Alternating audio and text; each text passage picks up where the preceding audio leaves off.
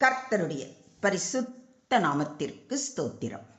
இன்றைய நாளின் தியானத்திற்கென்று தெரிந்து கொள்ளப்பட்ட வேத வசனம் ஏசாயா தீர்க்கதரிசியின் புத்தகம் 19ஆம் அதிகாரம் 22ஆம் வசனம். ஏசாயா 19:22. கர்த்தர் எகிப்தியரை வாதையினால் அடிப்பார், அடித்து குணமாக்குவார். அவர்கள் கர்த்தரிடத்தில் மனம் திரும்புவார்கள். அப்பொழுது அவர்கள் விண்ணப்பத்தை கேட்டு அவர்களை குணமாக்குவார். And the Lord will strike Egypt with a plague. He will strike them but heal them. They will turn to the Lord and He will hear their prayers and heal them. ஆண்டவர் எகிப்தியரை வதைப்பார், வதைத்து குணமாக்குவார். அவர்களும் ஆண்டவரிடம் திரும்புவர். அவரும் அவர்கள் விண்ணப்பங்களுக்கு செவிசாய்த்து அவர்களை குணமாக்குவார். ஆமென்.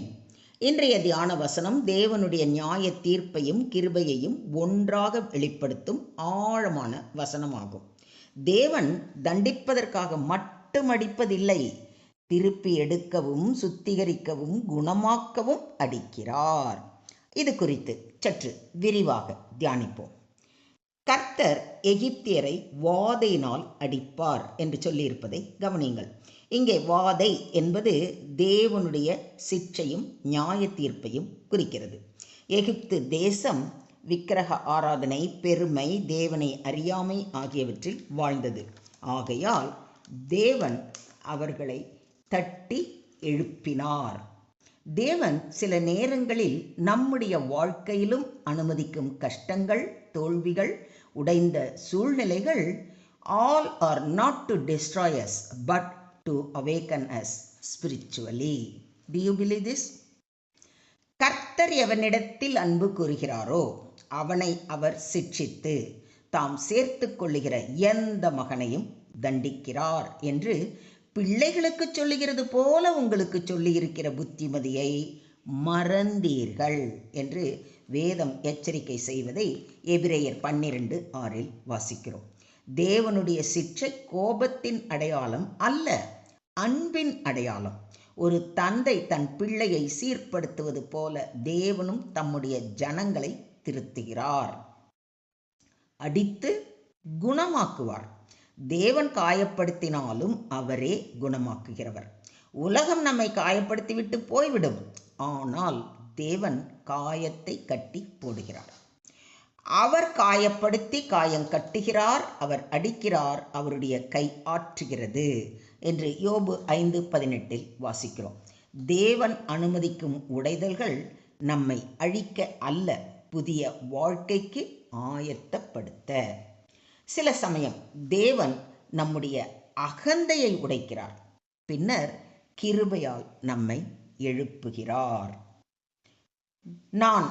நானே அவர், என்னோடே வேறே தேவன் இல்லை என்பதை இப்பொழுது பாருங்கள்.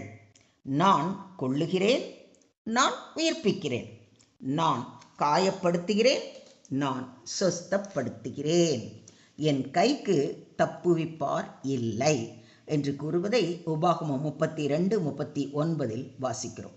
குணமாக்கும் அதிகாரம் முழுமையாக தேவனுக்கே உரியது.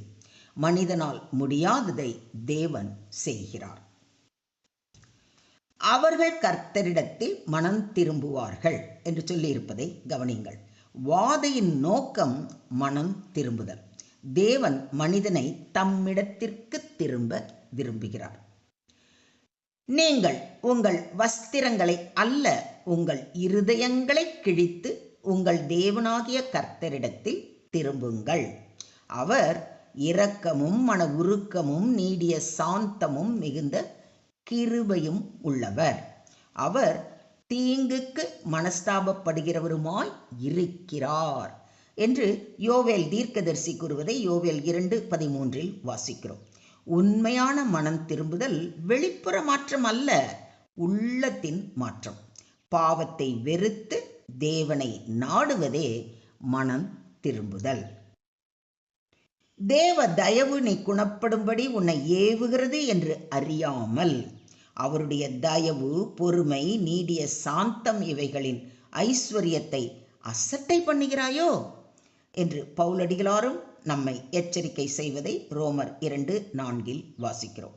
தேவன் நம்மை உடனே அழிக்காமல் பொறுமையாக காத்திருப்பது நாம் மனம் திரும்ப வேண்டும் என்பதற்காகவே. இதை ஒருபோதும் மறந்து விடாதீர்கள்.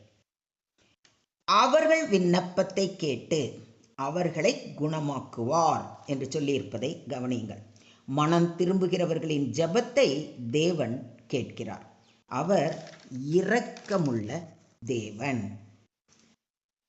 என் நாமம் தரிக்கப்பட்ட என் ஜனங்கள் தங்களை தாழ்த்தி ஜெபம் பண்ணி என் முகத்தை தேடி தங்கள் பொல்லாத வழிகளை விட்டு திரும்பினால் அப்பொழுது பரலோகத்தில் இருக்கிற நான் கேட்டு அவர்கள் பாவத்தை மன்னித்து அவர்கள் தேசத்துக்கு க்ஷேமத்தை கொடுப்பேன் என்று வாக்களித்திருப்பதை 2 நாளாகமம் 7:14 வாசிக்கிறோம்.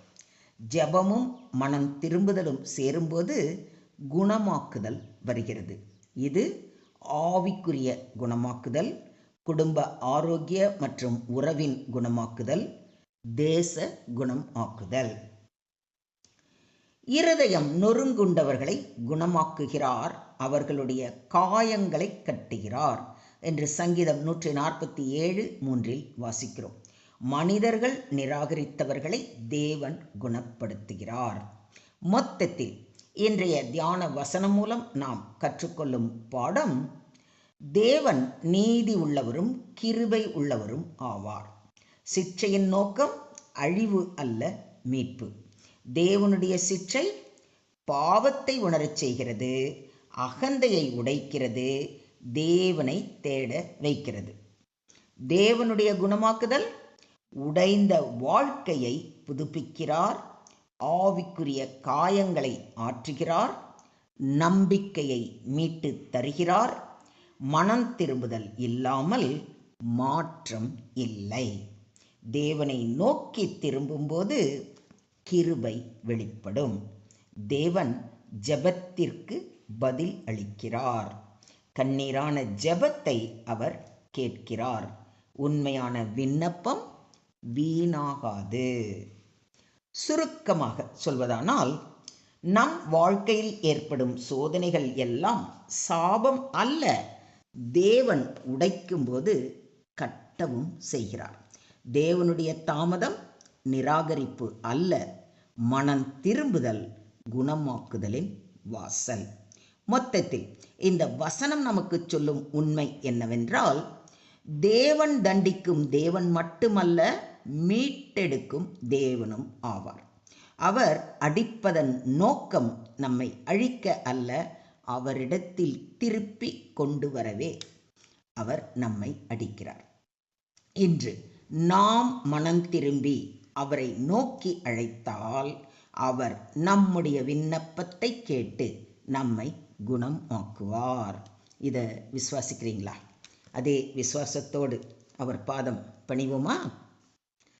ஸ்தோத்திரம் ஆண்டவரே, ஸ்தோத்திரம் கர்த்தாவே, ஸ்தோத்திரம் ஸ்தோத்திரம் ஸ்தோத்திரம்.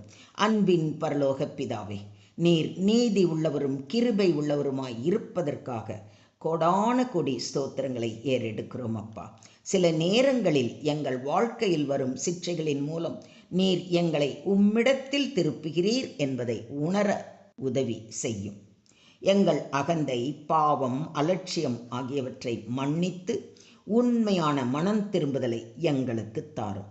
உடைந்த இருதயங்களையும் காயப்பட்ட வாழ்க்கைகளையும் நீர் குணமாக்கும். நீர் எப்பொழுதும் எங்களை குணமாக்குகிற தேவன் என்பதை நாங்கள் விசுவாசிக்கிறோம் அப்பா.